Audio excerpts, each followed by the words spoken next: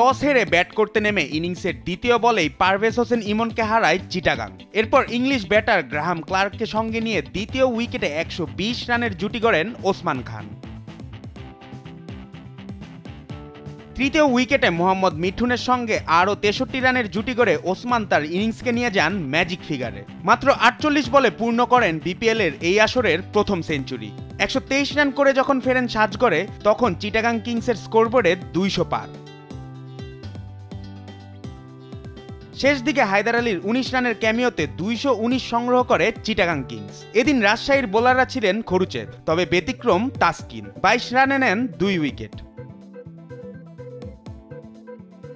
২২০ run defend করতে নেমেও দুর্দান্ত কিংসের বোলাররা। প্রথম ওভারেই সাব্বির হোসেনকে ফেরান শরীফুল। এরপর পাকিস্তানি ওপেনার মোহাম্মদ হারিসের ৩২ রানের ইনিংস কিছুটা আশা জাগালেও শেষ রক্ষা হয়নি রাজশাহীর। ১৫ বলে ৩২ রানের ইনিংস খেলে হারিস বিদায় নিলে চিটাগাংয়ের বোলারদের তোপে আর কেউই থিত হতে পারেননি। ফর্মে থাকা ক্যাপ্টেন এনামুল হক বিজয় ফেরেন অল্পতে। সুবিধা করতে পারেনি ইয়াসির রাব্বি ও রায়ান বার।